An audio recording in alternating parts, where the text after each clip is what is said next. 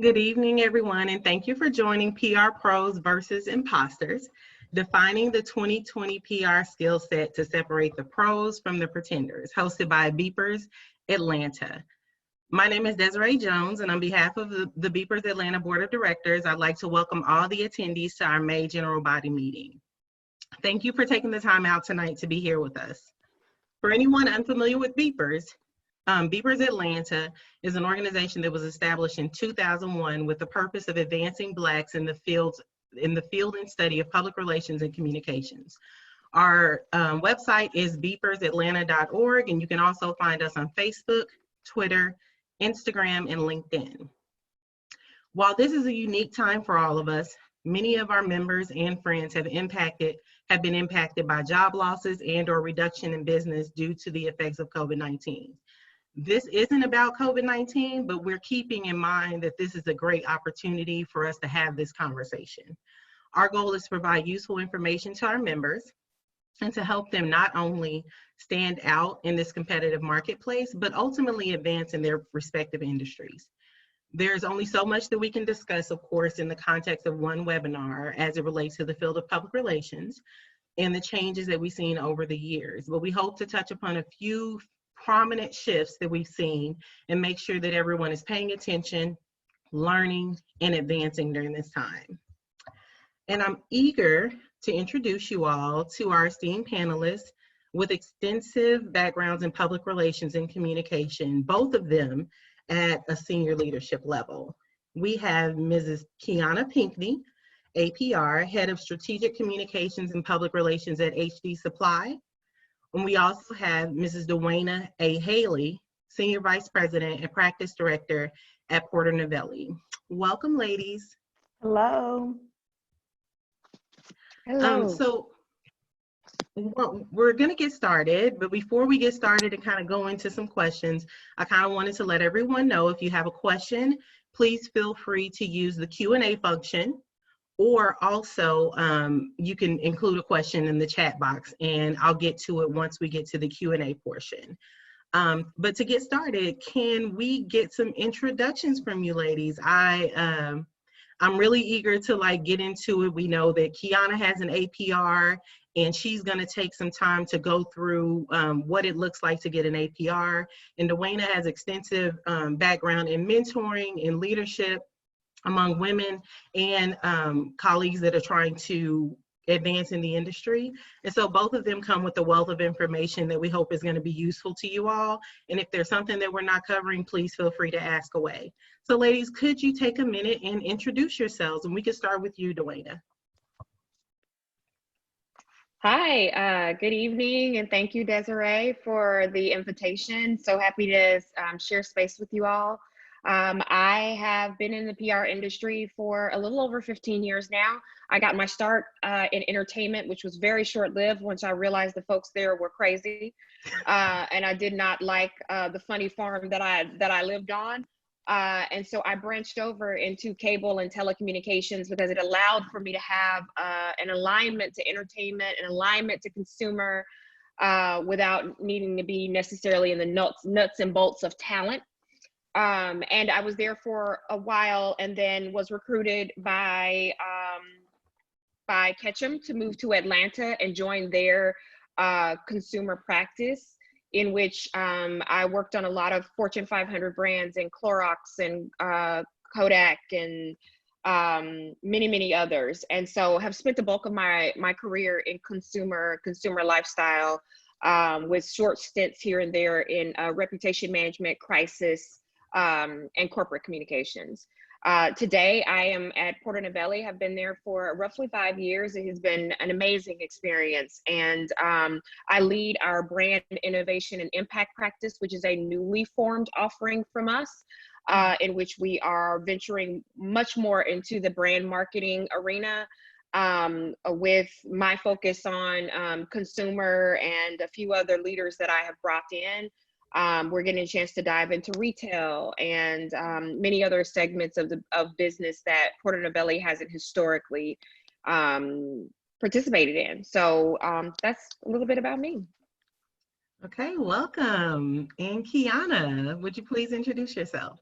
Good evening, everybody. My name is Quiana Pinckey, and I have been in the communication space profession since college. I went to school, got a degree in communications. I actually thought I was going to go into producing news. And I did an internship and quickly knew that that was not for me. So I wanted to be, if you will, this is what I thought at my young age, I wanted to be the puppeteer. I wanted to provide the content and the news to the news stations and to the, and you know, kind of lead the agenda of what people were talking about. And so I decided, I did an internship at a PR agency and was like, this is it. This is for me. So after I graduated from college, I went, started at a PR agency, a small PR agency in Dallas, Texas, where I'm from. And from there have just really found myself landing roles where I am laying the foundation for public relations departments or functions. And I enjoy it. I mean, it has been a lot of fun. I went from the Powell Group in Dallas to a labor and employment law firm here in Atlanta. That's how I got here. You all will laugh. I followed a boy, my husband, then boyfriend. We've been married 13 years, so the move was successful. But I didn't follow. I was invited by a boy, by my husband. But moved here and then started working for Constangy, Brooks and Smith, a labor and employment firm, where I started or established their public relations department. They had a strong marketing team, but wasn't really sure how PR and how PR would work for the team, and we had a really, really good run. And then I moved to HD Supply, where I've been for 12 years, and I've had a phenomenal career with HD Supply. I mean, I've done everything from merge and acquisition to change management, crisis management. COVID-19 is another thing that I can add to my list. We took I was a part of the team that took the company public in 2013, which, I don't know if I'll ever have that opportunity again in this lifetime, but super exciting, learned a lot, and added investor relations to my skill set, working for HD Supply. So I guess, I'll end there. Okay, thank you. Thank you. And so thank you, ladies, for those wonderful introductions. I think everyone on the call knows that we have some pros in the building, and we're eager to get in and dig into your experience and take some guidance from you as we talk about navigating the industry today. And so to get things started, I wanted to talk to you a bit about, both of you have been in the game for 10 plus years. And we all know that PR has changed dramatically. I mean, just the addition of social media has changed PR dramatically, but there are several other ways that PR has shifted. And I wanted to just get some thoughts from both of you. Like, how have you seen the industry change over the years? And a follow-up question is, how do you ensure that you're growing alongside it, in both of your cases, staying ahead of it? Maybe we can start with Dwayna. Sorry, I'm coming on and off of mute to make sure you don't hear the background noise of my crazy. No problem. The industry absolutely has changed. I think that I remember when I first started out that everything was about, traditional media and traditional media relations and press clippings, and I had to do these press clipping books to capture all of the media that we've got, cut it all out, paste it all down, and then laminate that down. And I mean, it was like the bane of my existence to do that press clipping book. And today we are in a hyper connected, hyper digital, always on world, and so because of the fact that our world is moving so fast and our technology is moving so fast and our people are constantly communicating, it has created an always on proposition for communicators. And so we have to be thinking about our clients or our individual brands in that respect. And so, certainly from my side of things, which is the agency side of things, and I've never worked in brand, I've only had the agency side of the business. It has certainly shifted into a high speed, hyper intensive climate. And I can imagine it's probably the same on the other side, except going way deep on an industry. So yes, the industry has changed. And the way we stay ahead of it, the way we stay ahead of anything, we read, we make sure that we are keeping up with, you know, the reporting and insights and research about our industries or various industries when you're an agency and touch many different sectors. You know, and staying up on social as well. You know, I tell the younger people in my practice all the time, it's just like that they are coming sometimes with a better set of knowledge than I am, simply because they're in these internet streets and they know what consumers are talking about. And if you know what consumers are talking about, then you can begin to be an effective storyteller to change behavior, especially if you understand how those conversations are flowing and what is causing those conversations to shift. So I think that I stay ahead of it by certainly reading and keeping in touch with, you know, research and insights and that sort of thing, but also keeping my ear to the ground with the younger people in my practice who help me through social listening to just understanding how trends and conversations are shifting. I agree. No, absolutely. Absolutely. And I think, so the difference with you, Quiana, is while you're not providing a service for external clients, you do work with internal clients. Many of them executive leaderships. I'm sure you work alongside the marketing leadership and sales and so forth and so on. Can you tell us a little bit, you know, answer that question from your perspective? What I'm seeing is that companies want more with less. So less budget for a communication team, less budget for great talent. So you may have a very lean communications team requested to do a lot of things. And then you don't have the budget to go out and hire an agency or have a big retainer for an agency. When I worked at an agency, I remember some of my clients having a very large retainer, didn't even care about my billable hours. I mean, they wanted to see the report, but they didn't really care because they had the disposable income or had put it in their budget for the services. The biggest thing that I see is that our companies, corporate functions, they want more, they appreciate communication, they understand good communication, but they're not always willing to invest in having the right amount of talent and resources for communication. And it's a struggle. We have to always plead our case and make sure that they understand why it's important and why you have, why you need the right appropriate resources. I would tell everybody listening to think about, you know, the way you stay ahead is by looking at every project, every experience that's happening. You take that in and you think about how can I do something with this, or how can I learn from this experience? So being on this webinar is a great way to learn. But in my career, especially with HC Supply, I would raise my hand all the time for new projects. So how can I help with this? Well, can I just be on the project team for this project team? And if I have less team, a smaller team, less resources, I don't have a lot of time for networking or learning the appropriate way to learn. So I have to look at within my organization, the best way that I am going to be able to take these experiences and draw from them. And then, you know, as you grow in your career, you learn to make those networking opportunities and learning opportunities a priority.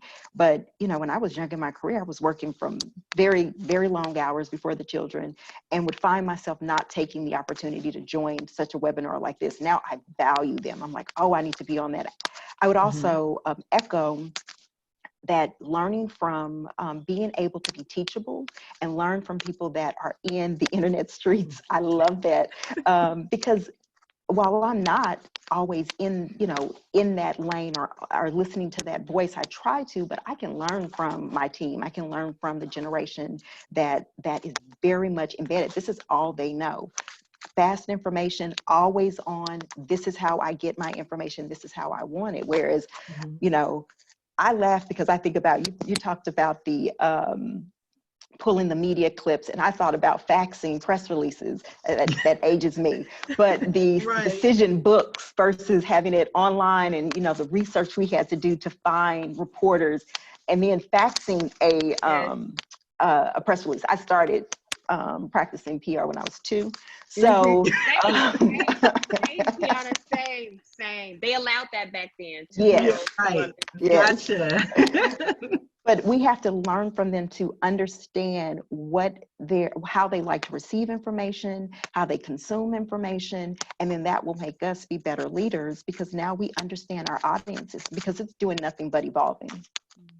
No, absolutely. And I mean, it's funny because while fax and press releases used to be the requirement, newsrooms still get faxes. Like they still check their fax machines. So, I mean, I haven't been in a newsroom, so I don't know if they're how antiquated it might really be. But I just thank God that there's also email. Yes.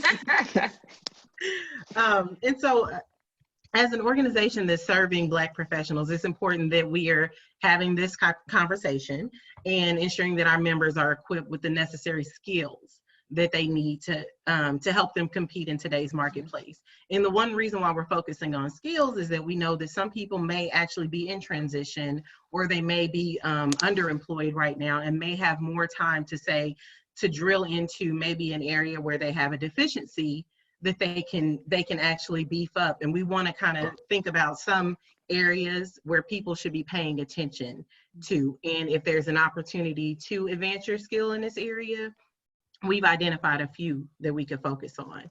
And so, of course, many of our skills are varied, but I wanted to just touch upon a few that, we believe that are crucial to the success as a PR professional on every level. And so it's funny because both of you talked about learning from the younger generation and how they're always on and they're always connected. And so the way that it's not a big adjustment for them to be on 24/7. But that there's also a difference when you think about people coming in from college or people who have maybe five years experience. Like, how important is it that those people still have like the strong background that you expect, like in writing from a PR professional? How important is writing and being a strong writer is as it relates to your advancement in your career or what you're expecting from younger employees that you're bringing into your organization? Yeah, I would say that writing is a foundation of our profession. I mean, the whole point of what we do is that we're storytellers, and we're storytellers for the purpose of behavior change. That is the arc of what we do. And so if you can't write in short form and or in long form, and we understand that people have certain strengths, right? I know that there's a young woman in my practice, Grace Manella. She came to us as an intern, and she is a fantastic long form writer, writing from the voice of executive leadership, right out of college, like just someone that just could really do that.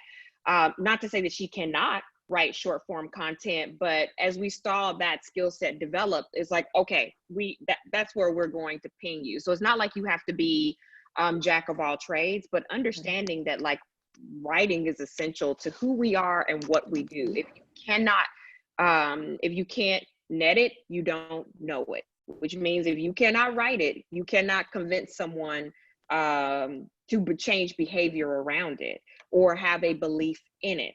And so, yes, writing is fundamental to what we do. It's as I've gone many times, and usually I go once or twice a semester to lecture at Clark. And what I'm always harping on to them is just the fundamentals of writing. Because I feel like it's one of those things that's sometimes underplayed. We look at some of the sexier parts of PR. And certainly for some reason, like the entertainment parts or like, celebrity executions and like things like that are the things that get merchandised about this business. I was like, but when's the last time like you wrote something for the CEO of a Fortune 100 company, heard him read it out loud, saw that get written and printed in major mainstream publications, and nobody said your name in any of it? Because you are the nameless, faceless person behind the curtain that makes all of this stuff run, basically, which is so crazy to me, because I completely agree with Quiana in that it is a under merchandised, underappreciated heavyweight champion of the organization, of most organizations. But yes, I'll pause and let Quiana jump in there and share wisdom. But I would say writing is absolutely fundamental to who and what we are. And actually, I wanted to transition a little bit because just for the sake of time, and Quiana, if you could just talk to us a little bit about, and just for the sake of poking fun at PR professionals, like I'm sure you guys have been in a room with a lot of PR people and somebody was like, okay, trying to add something up. Half the people in the room are like, that's not my gift. I'm not great with numbers. But now we don't really get the luxury to shy away from numbers anymore. We have to drill down on data and we have to understand how to apply it. And so while writing is a critical part of what we do as a successful communicator, today we know the PR pros have to be able to look deeper than writing and be able to understand analytics and to be able to apply them to strategy. How important is that, is leveraging data to you and your day-to-day work, Quiana? It's critical. I mean, I will say, back in the day, we were clipping those press clippings because it was part of how we showed ROI. So we pitched this story, we got coverage, or we wrote a press release, or we did this tactic to develop strategy, did this tactic, and here are the results. Here's what we've done. Well, now you have to think about, you have a lot of different areas that you can measure. It's not just clips or tone or et cetera. And I've said in a room, especially when I was on a team that was strategic business development team that was MBA gentlemen, all men, gentlemen, that's all they wanted to talk about. So let's talk about who's the audience that we're talking to and why are we talking to that audience and how is this message going to get to them and how is it going to resonate? And so when are we going to do a survey and what are the survey numbers, et cetera, et cetera, et cetera, et cetera. And if you don't feel comfortable sitting in that seat where you can talk about how you're moving the organization forward, your clients forward with numbers, data, being able to say, this is the information I found using whatever tools you're using, and this is why I'm proposing this strategy, or this is why we're looking at this. And oh, by the way, here are my objectives with here's the objectives or our goal of our plan with data, with numbers surrounded, we're going to do by this percentage or et cetera, then you're not ready to be in a leadership position because it can't be a feeling. You can't walk into a room and want to have a seat at the table and say, oh, I feel like this is going to work. You have to say, this is going to work. This is what our goals are. And then you have to be clear if you fall short of those goals. And the only way that you can do that is by measuring or having some ability to measure your results. And it's critical. It changes. That's how you can lay down your case or present your case to get more headcount, to get more resources, to hire the agency. For me, in a corporate standpoint, that's how I'm able to have that conversation, especially my CEO has as a finance background. My CFO is very, as you can imagine, very numbers driven. So he's going to say, how much is this going to cost me and what am I going to get out of it? And a lot of the people that's on the leadership team, if I'm having a conversation with them, that's what we're going to lead with. What am I getting out of what I'm putting in? So for me, I would say though, and if there are any newly entering into the profession, writing, start there. You can learn how to apply analytics. But if you're walking in the door, you really need to understand the power of the command of the English language, how to write, because it is important. I mean, it is, to me, if you can't, there's, like you said, there's different skill sets and people will have different areas of opportunities or different areas that they're strong in, but I really look for and admire PR professionals that can come in that can write. And then I can teach you how to be strategic with the and think about the data and the numbers. No, that's very insightful. Thank you for that, Quiana. And Dwayna, can you tell us a bit more about like how you guys are leveraging data to prove that the work that you're doing is beneficial to your clients and or to convince your clients to choose one strategy or invest in one strategy over another? Oh, absolutely. Data drives everything that we do. We start with the research. We start with the insights. And a lot of times when you have clients whose budgets are super tight, especially if it is the comms arm of the client versus the marketing arm, where generally where a lot of the money goes, your ability to drill down into specificity with audience and targeting of audience, asking the smart question up front around what is it going to take to move that audience? Where is that audience's media consumption? Where is that audience spending their time when they're online? What is that audience's interest outside of their medium consumption? What types of brands do they follow? Are they trend worthy? What's their political affiliation? A lot of the questions that you ask up front to pull insights and data will help you to drive down into a very, very, very specific strategy and a very specific execution, such that you can have, one, measurable programming or measurable outreach, and two, you can have ROI. You can measure your ROI. One of the biggest hacks on PR back in the day was that it wasn't a model that had a specific ROI formula, in that with marketing being akin to sales, you could look at, if I ran this program or if I ran this thing and then sales increased, then boom, marketing wins. Right. We've got our ROI. Whereas even though they have 10 times the budget, but right.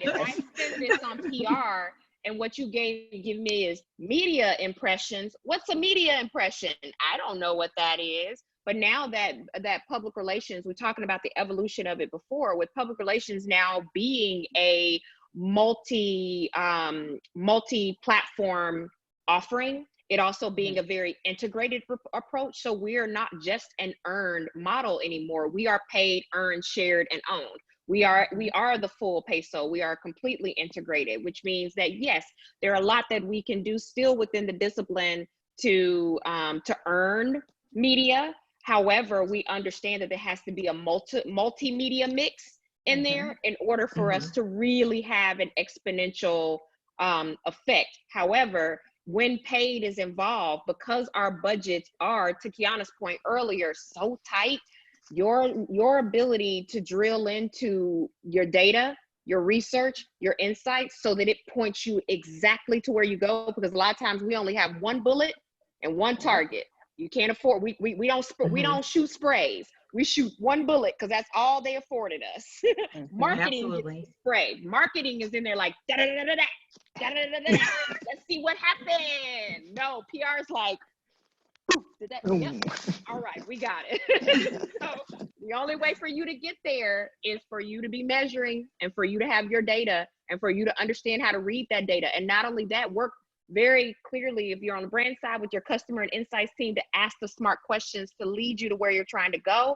And when you get with agency, we have our analytics and reporting team to do the same. So data is critical. Absolutely. Yes, absolutely. And I love that analogy, because that is absolutely accurate. You can't, in PR, I feel like you have to be very clear with what your strategy is, and you don't get a lot of room for flexibility. So, but one thing that you said that stuck out that kind of leads us to our next question was, you were saying a lot of times your strategy is requiring like multimedia, and you're also talking about multi-platforms. And we know that a lot, in order to really be effective across this, it stems from having great content. And as a PR professional, I think this is something that I learned early on, is like, I don't get the opportunity to say, okay, we have a graphic design team and a video team, and they're going to be responsible for making this amazing. I had to learn the entire process, which was something that I had to learn, like, oh wait, so I don't get to just give it to them, they get it, I proof it and send it over. No, it's like a step-by-step process. And so the one thing I wanted to talk to both of you about, and either of you can chime in, is what are your thoughts on the technical skills that PR professionals need? I mean, we're talking graphic design and photo and video editing. And I mean, oftentimes if you're doing a shoot for a client, I mean, you're storyboarding things out. It's not just setting up and editing a video. So what does that look like from a technical skills perspective? And we can talk about it from where you sit and also from where some of the employees that are reporting into you. What are you looking for from junior talent as well? Want me to start? Yeah, sure, take it. With thinking about doing more with less resources, more with less talent, I definitely think the more that you can do and offer is a nice to have, and is a nice way to market yourself. But I would say I pull with our marketing team to get help. We can't do it all. I have a lean team that I actually am fortunate that I have an amazing graphic designer on my team that they tried to pull her into marketing, and then we didn't allow that to happen. And so after a little bit of fighting, so I am able to have someone that can curate that content that looks, professionally ready, and video and signage, et cetera. But I would not expect a PR communication practitioner to come in to me knowing that skill set. But if they did, I would leverage it 100%. For me, it's not a must-have, but if they go into a smaller organization from startup to a corporate environment, it could allow them the opportunity to take on more. So, it just depends. I don't look for it. And I have learned to work with, marketing, with the marketing team to say, here's what I need. We're working towards the same objective for the company, so I need some help with this. And then I have Stephanie, who is amazing. So she reports into me, and so she does a really good job. But it's not a skill set that they have to have. But I don't, I encourage people to always be able to do a lot of different things. Absolutely. Dwayna, did you have some thoughts on that? I think it is something that I look for, mostly because in agency we do often have to be hybrid players. It is not something that certainly eliminates you from a role, but I found that the more that we bring talent in from the bottom, from intern into AC, and moving up through our agency, a lot of college graduates are just foundationally coming with a design and creative aesthetic. And maybe it is because they are growing up in these internet streets. Right. And so they are constantly producing that content for themselves. They're constantly producing content of themselves. And so, one of the things I always tell our interns in the intern program when they're coming in is that, be mindful of the social content that you create, because many times we're looking at it before hiring you, not from a standpoint of trying to find a reason that your life is you got some scandalous ways. We assume a certain amount of scandal with you coming out of college. We all went to college. We all had days. But what I'm looking for most importantly is that, how you're storyboarding your own story, how you are positioning yourself as a storyteller and a content creator. Because a lot of time, if you're putting a story together and you're using certain, backgrounds and, borders, and I'm like, where'd they get that from? Like, where is that? A lot of these things are apps that will create that for you. But if you have a baseline level of experience with that, I love that, because that means I don't always have to go to our creative team that we have, yes, within Porter, but like they're backlogged. They're not a huge team. And so if my client, who is a $100,000 client a year, has a need versus Bear, which is a $17 million plus client a year, who's going to get all of creative's attention? So, so having that hybrid mix on my team really helps. So it definitely does not eliminate you. But I certainly say that, if you're showing the capacity and the competence to be able to tell stories visually, tell stories with graphics, then, it may pique my interest a bit more than another candidate. No, absolutely. And I know a lot of people, thank you both for your thoughts on that. There's a little bit more that we wanted to talk about from a skill set perspective, but I wanted to jump a bit to what I think is a really important part of well, this is really just for me because I've always thought about, should I get an APR? And when Quiana and I talked, I was like, so tell me a little bit more about why you made that I want to know decision. too, girl. Let me lean in. Right. so I think there's probably a lot of listeners and viewers who are interested in understanding what can the APR really do for you? We know, like Dwayna, I read a little bit about you in PR Week, and you were like, it's all about your hustle. And so we do know that with an APR or not, it's all about your hustle. But we want to cover, what can you learn from an APR? Okay. Like, what advantage does it give you just from an overall learning perspective? And if having that APR in your name gives you an advantage overall. Now, Quiana, you can share your screen if you want to pull your presentation up, or I can do it. Just let me know what you prefer. Can you pull it up if you don't mind? Oh, absolutely. I will say this as we pull the screen up. I always describe my APR as a piece of my puzzle. It's not the entire piece. So you have to have hustle, you have to have grit, you have to get out there and, want whatever your goals are. You're not going to get an APR and, immediately walk into an office or walk into a building and feel like you're there. You're going to have to show your worth through whatever it is. So I will start with, what the accreditation is. And so it is a professional accreditation. It's earned through a rigorous process. And when I say a rigorous process, y'all, it took me about 10 months. I thought I was going to do it in 6 months. And there were some life things that happened. I got pregnant with twins and slowed me down a little bit, but was still, that actually motivated me. I was like, I got to get this done before they're born. But it is a rigorous process. It is not something, I don't care how long you've been a PR communications practitioner, you need to take time to study. The second component is I'll tell you about the fees, but who's eligible.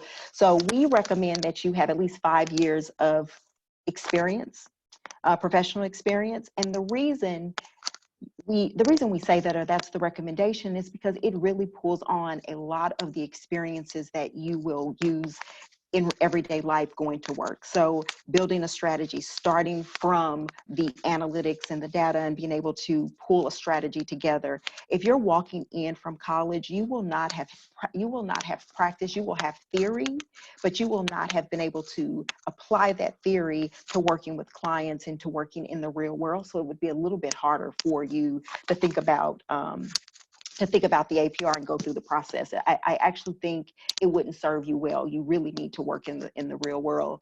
The fee is about $385. There's a one-time process, and then the only thing you have to do is really there's maintenance. So your APR, once you do it, it's good for life. If you'll go to the second slide. So it's a 5-step process. The first step is you just have to apply. That's as simple as, and if you wanted more information, you'll see my email at the end of this, but you have to apply. And then there is a lot of studying that you need to do. There are study groups. If you are a member of the Georgia PRSA chapter, we provide jumpstart classes. We also, once you apply, provide you with a mentor. And then we help you. You come into this APR family, and we help you through this journey because you need help. I found some phenomenal people in my life through this process. Christy, if you're out there, hey girl. And then once you study, you go through a panel presentation. I've presented to Fortune 500 company CEOs, leadership teams. I have never been this nervous to present in front of 3 people of my peers in my life. But the panel presentation really covers your research planning, implementation, and evaluation process. So you need to know how you're going to how your research will lead to your planning, what you're going to execute, and then how you evaluate that program. And you really need to know that whole process, and you have to do it it has to be a program that it doesn't have to be a program that you run, but I would recommend that it's a program that you run from start to finish. And then you take a computer-based exam. And the computer-based exam is about 4 hours. It is no joke. It's a multiple choice test. I studied, so from my panel to my test, I studied from, Christy and I actually studied from, I think I did my panel in like November or December. And then I passed my test in June or July. And we studied the entire time. We met once a week. We would go through case studies. I mean, we really took a lot of time to really break down the theory in the book. So you're looking through books, you're learning from that way, and then applying it to the work that we were doing. And what we found was that we were doing all of these things, or a lot of these things, but we had to slow ourselves down to say, this is step 1, step 2, step 3. The computer-based exam will really cover what we call our KSAs, and that's knowledge, skills, and abilities. I will not go into how that's broken down, but once you pass your computer-based exam, you're there. You get pinned, you're excited, you're glad it's behind you, and then all you have to do is some maintenance and renewal, and it's, I think, $75 every 3 years to renew. And then you just have to do things like mentor other APR people, candidates, attend PRSA presentations or conferences, et cetera, for those renewal. It's over a 3-year process. It really challenged me. I was so proud when I got, when I finished and I earned my APR. I did not think it was going to take as long as it did, but it challenged me.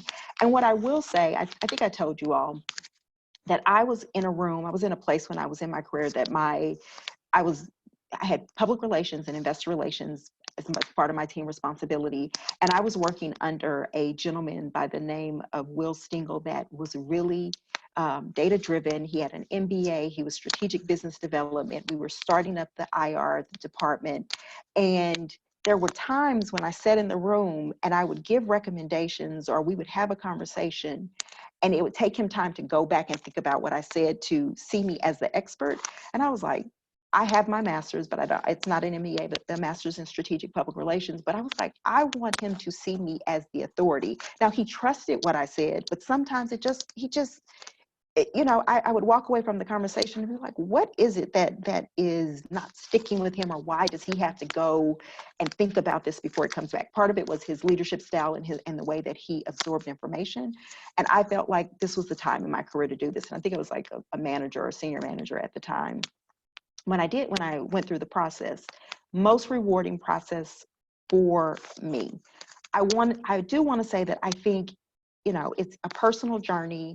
Everybody that is interested, please do. But I know very talented PR practitioners that, have not gone through this process, but they haven't gone through the APR process, but they're holding up and executing, implementing by our standards, by our PRSA standards every single day.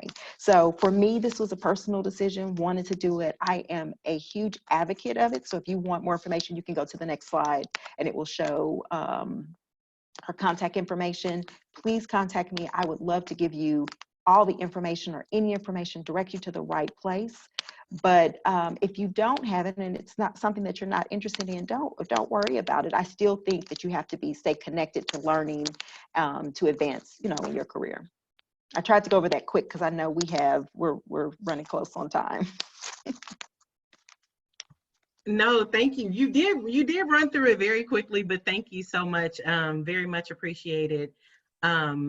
It actually really made me think, because I wasn't convinced when we first talked about it. I was kind of like, I don't know, but just the way that you walk through it, I think it does help from a perspective of bringing everything together and understanding why you do things. And then maybe, like you said, when you're trying to position yourself as the expert in the authority, knowing how to break it down to a non-communications professional, maybe this process will help in doing so, because it's second nature to us. It is. I will say that it helped to be able to put the APR behind. I walked Will through the process, and I helped him understand you know, this wasn't just something that I walked up and said, hey, I know my stuff. And so he could appreciate, because of his background, and if you're an MBA guy, he understood the process of going through this panel review and this computer-based test that was 4 hours. That meant something to him. So it wasn't being able to present to him, it was helping him understand the value of the APR. And so I walked him through it. I showed him my binder of my presentation, and I walked him through it, and then he could respect, you know, my expertise even more, especially when I walked him through the start of our investor relations team and process, et cetera. He was like, oh, we did all of that. And I was like, yeah, we Me. did. We did. All right, well, kudos.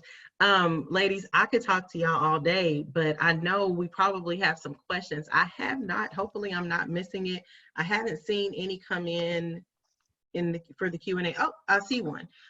This is for you, Quiana, and it's from one of our board members, Joel Hall. He said, can you describe the ways in which industry relations differs from public relations, in the ways that IR has stretched your abilities? That's a great question, Joel. Oh, that's a great question.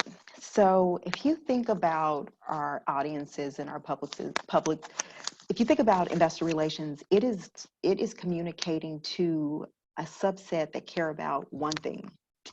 How are you doing from a performance standpoint and from a financial standpoint? So, and performance, you know, leads to your financial well-being, or the well-being of the company. They want to know the financial health of the company. And it stretched me because I had to learn how to communicate differently to them. The investment industry is a traditionally boys club. Traditionally, I was in meetings and investor meetings where there were all men, all white, older men. And so there would be times when they wouldn't even look my way, and I would have to command the room. But it stretched me because, one, numbers, I will say, was not, I don't want to say wasn't a strong suit, but it wasn't something that if you would have asked me younger in my career that I would want to talk about the financial performance of the company, I would have been like, no. But you put a dollar sign in front of anything, and I think we all become very proficient in being able to talk through the numbers, especially for me. So, but it wasn't just, my job wasn't really about the dollars and cents. My job was helping them understand, here's what we do as a company, here's who we are as a company, and here's how this translates to great performance. And while there's market conditions, and while there's a lot of different other things happening in the environment, this is how we will continue to perform to what we told you. It's a different world. Investors and analysts are extremely demanding. They have a short attention span, and they could care less, and this may sound familiar to the media, but they could care less about yesterday. It is about tomorrow, and what are you going to do for me tomorrow? And you have to earn their respect in a way that was really, really, really, really challenging. But it was a good challenge because now I've learned how to communicate to that audience, and you have to tailor messaging to that audience. And I'll give this one example. One earnings, we communicated a lot of changes in our business, all great changes, things that we thought were very informative, would inform their thought process about our model, about how we were going to, what we were going to do in the future. And it confused them to no end. So here we are. It wasn't confusing. It was simple. It was, here we've done 1, 2, 3 things. Mm-hmm. This is what it means for long term. Here's how it affected us right now. And they were confused. And we talked to one of our analysts that have a great relationship. He was like, it's just too much. It was just too much information. We don't understand what that means. Versus had we gone to, think about our client, our customers, or even if we would have thought about pitching this to the media or presenting this in an earned media way, we would have wanted to outline those 3 simplistic things and people would have got it. So it taught me a lot of different things about how to communicate to different audiences, especially this nuanced audience. I will say it's not one of the fun areas in my bucket of work. It stretches me. I mean, some days especially when COVID-19 hit you. We were on calls. Charlotte, my senior manager of investor relations, was on calls after calls after calls asking the exact same question. panic. What's happening? We don't know, just like you don't know. So I hope that answered your question. I saw a lot of head nods from Dwayna, so I can tell that. Did you want to comment on that, Dwayna? No. Bible, church, TED Talk, done. That's Yes. exactly it. Yes. No, and I think just from what you said, while it may not be your favorite thing to do, I think advancing in that area and kind of understanding, because investors are stakeholders and, big stakeholders, and understanding how to communicate with them as opposed to communicating with consumers or communicating with employees or so forth and so on, it's critical to being in leadership. So I think thank you very much for expounding on that. We got another question from Facebook that we want to ask, and this one I would like for you to answer, if you don't mind, Dwayna. I know you have a lot of background just mentoring and just really giving people the real on what they need to do. And so this question is, what's the best advice for someone interested in working in the industry for the first time? Interested in working in it, I mean, like every other industry, just your commitment to it, you know what I mean? And not only that, your ability to network within it. I think, part of the first challenge that you meet in being a part of this industry is actually joining it, finding the right opportunity and the right fit. And so many of us wait to join our professional organizations like this one and PRSA and others until after we get in the industry or after we first get a job. And, you're graduating from college, that may be one of the very first investments that you need to make, because you're able to network, date widely, as I always say, or as my youth pastor used to say back in the day, don't sleep widely, date widely. So but you need to be able to do that, And so the ability to reach out to folks and ask them for, 15-minute meetings, if that's all it is, and come to that meeting with, 1 to 2 set questions that, you would like to ask about merchandising yourself and your capabilities.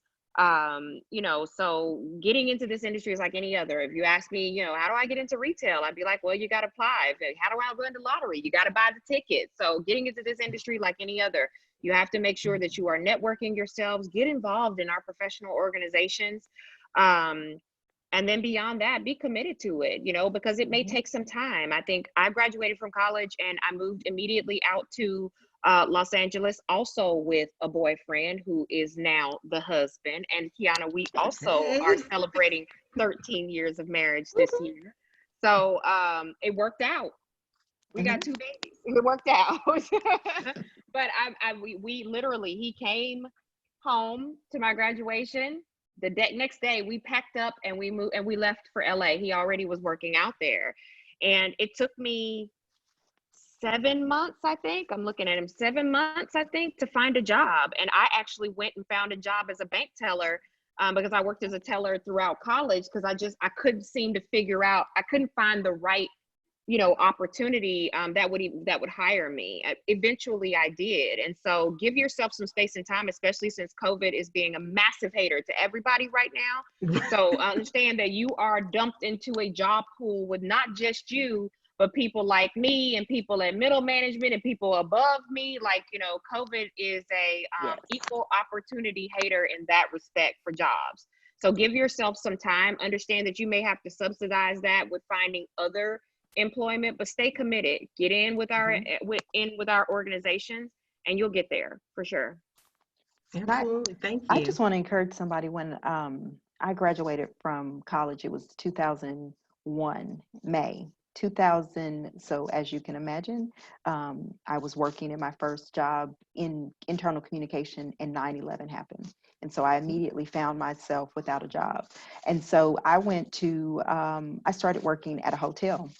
I went and said, hey, I need a job, and started working at a hotel. And then actually changed the HR leader, started talking to me, and I told her my background and was able to start doing internal communication for the hotel. And then I went to the PR agency. But don't be discouraged by what's happening. And if you put yourself in a situation, you network. I mean, I don't know why the HR leader and I started talking, but we started talking, and that's how I end up doing newsletters, doing other things. But I was able to work in a capacity that I felt like was feeding into the degree that I was paying for. I would also say, don't limit yourself to, this is the idea that you have. I support a business that sells toilets, that sells MRO, maintenance, repair, and operation products to people. We're a B2B business. It is not sexy, but I have learned and I've done so much.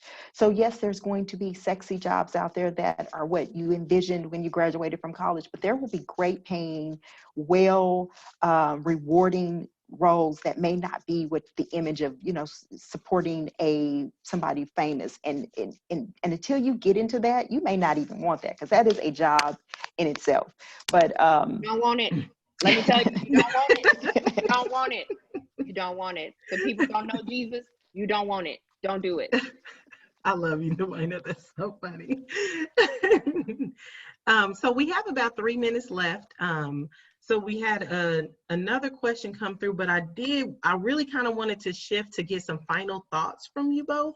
And I did want to invite you both also back to our Facebook page, because this is kind of like the professional event. This is the cocktail attire, and then Facebook is the after party. So I'm sure there's a few questions underneath our live on Facebook. So if you have a moment and you want to pop in and shed some light, in any of our other professionals who have some advice that they want to share, feel free to start a conversation under our live on Facebook, because we think there's a lot of people who probably have questions that we won't be able to get answered on this call. I did want to ask kind of like some final thoughts, because both of you are in leadership positions, and it's not often that,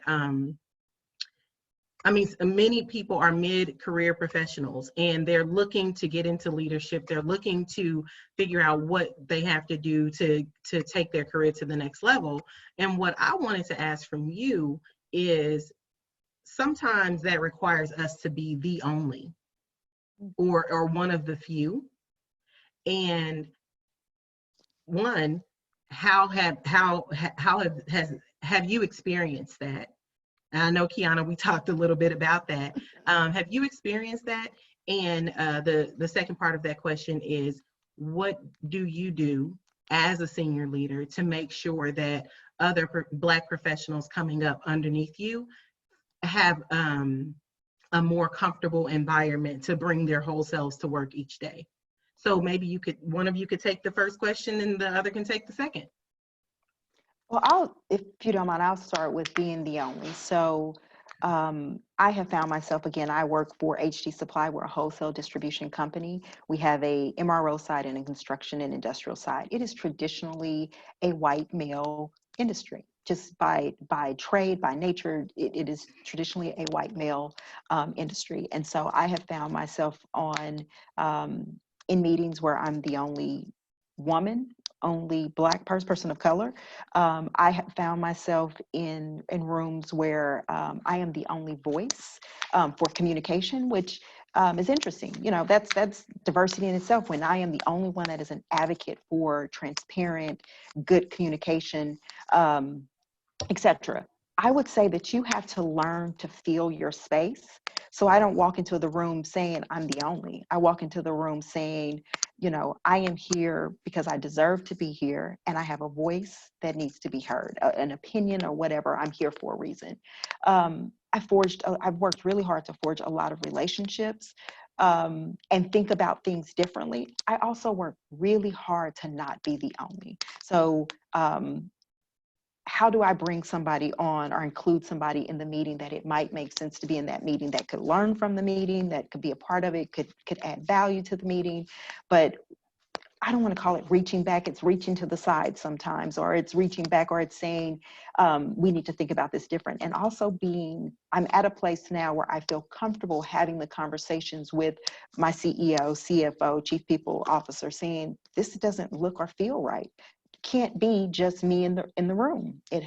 We have to create a space. And if this isn't important to HD Supply, then we need to say that, and we will lose great talent. But this has to be important. And I remember my CEO, we were starting to talk about diversity and inclusion. He was like, how do we get this better? And he was on the stage and he kind of mentioned diversity and inclusion, and he stepped back. And I went right into his office and I was like, you stepped back. Your body language stepped back on a very important conversation that you needed to step forward to. And he was like, Quiana, great guy. Was not intentional, but it was the way his body language read. And we're pretty diverse in the ranks, just at the leadership level, not so much. I would say 2 to 3% at a leadership level, but in the rank and file, we're pretty diverse. And I said people will read into that, so you have to not be scared to have a voice, walk into the room, and not be concerned that you're the only person of color or only woman there, and show up. That is that's the way that I try to approach it. Oh, thank you so much. I had to do a little. You said fill the space. Yes. Okay, don't disappear. And Dwayna, if you could talk, I mean, if you have something specifically to where you sit as a leader, but I'd love for you to close it out and talk about like how important it is to create the environment where African Americans can come to work and be themselves and bring the best of themselves each day, and how you as a senior leader ensure that environment for the people who you work with. Yeah, I think that, I stepped into this industry and I didn't see anyone who looked like me. And unfortunately, when I did find that person and they were in senior leadership, they very much so had a mentality of there can only be one. And so there was a lot of stumbling that happened to get here. A lot of times I felt like if I could just get the information, I wouldn't have to stumble. And I'm not talking about skill set. I'm talking about just the political nature of surviving while Black in the workplace. Mm-hmm. And so a lot of, I oftentimes would say that it felt like my hands were tied behind my back. I was wearing a blindfold and I was walking through a field with landmines and expected not to hit those landmines and still reach my destination safely in the same speed and exactness as my counterparts. That's what it felt like.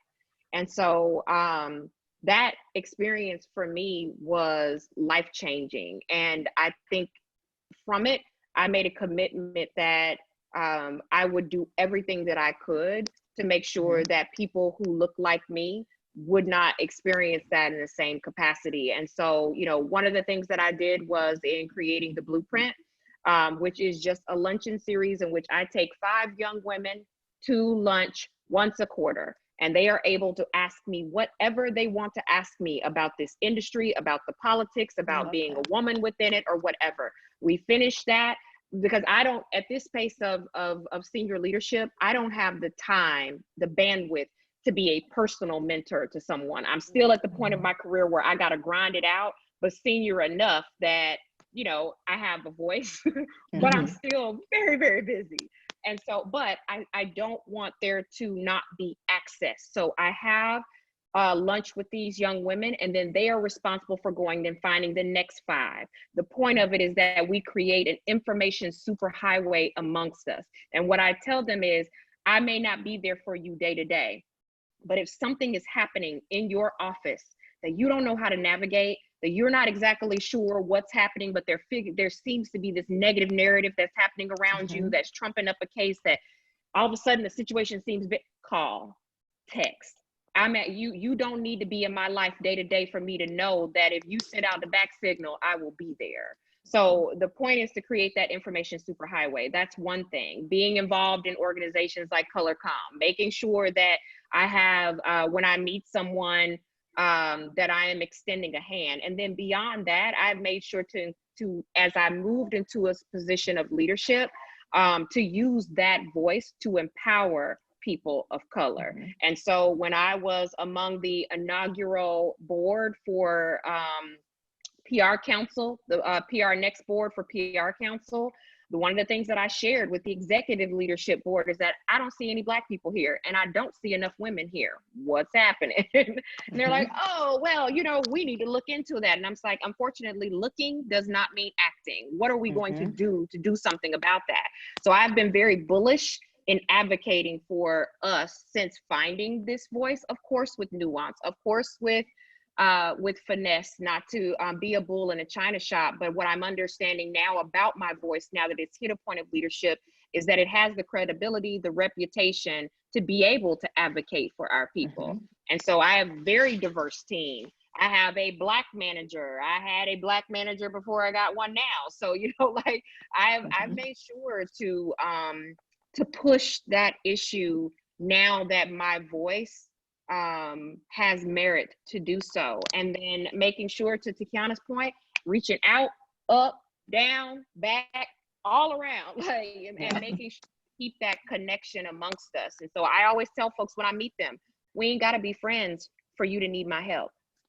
We all we got in this industry. And please believe, and I say this all the time, the white folks are the majority in it because they have no boundaries around making sure that they help each other to stay there. They understand the power around that. We need to, as a culture, embrace the same. So we ain't got to be friends for me to help you. Now understand, I can't be lending my voice and credibility to everybody. We need to have some sort of relationship, but for you to reach out and to say, I'm in a position where I need to speak to you, I need to talk. Oh, sorry. Say, Siri. It doesn't cost me anything to give you that level of insight. You know what I mean? So that's my thing. Create the information superhighway. And when you do reach a point where you feel your voice has merit, credibility, or reputation to actually advocate for another, do that. Create, be that for each other. And eventually we'll stop being the minority in our workplace. Absolutely. That's such a strong note to end on. Thank you both so much for spending this time with us. I know we went over, and apologies to anyone who missed some of it or because they had to leave, or and thank you for staying over a little bit to close us out. I did want to say, I know you guys, a lot of people may want to reach out to you. What's your preferred platform, or how would you prefer people to reach out to you and connect with you? LinkedIn, hit me on LinkedIn. I actually will type in the comments box. I mean to turn this off, but I still hadn't yet. LinkedIn always asks you for the email that I use to sign into for LinkedIn. So I have placed it in the comments box for, you know, connect with me there. And usually from there, I give you the rest. But that's the easiest for me. Same for me. So I'll do the same. Okay, awesome. Thank you, ladies, so much. And if you guys have time, pop over to Facebook. It doesn't have to be now, whenever you get a chance, because I know all of us have to go back to our kids. But thank you so much. And thank you so much to everyone who has been supporting Beepers. In order for us to do more of these webinars, and ultimately when outside really opens back up, we'll be meeting in person and able to network with each other. Please visit Beepers Atlanta, BPRSAtlanta.org to find out about membership, because we are hoping to really touch a lot of the Black leaders throughout Atlanta to be able to connect us all through Beepers and make sure that, like you said, this information superhighway is readily available for all of our people. And we thank you guys, and thank you so much to Beepers board, who always supports pulling all of these things together. And if you guys want, everybody here, feel free to hop on Facebook or reach out to us if you need anything. Thank you guys, and have a great night. Thank you so much. Bye, everyone. Bye.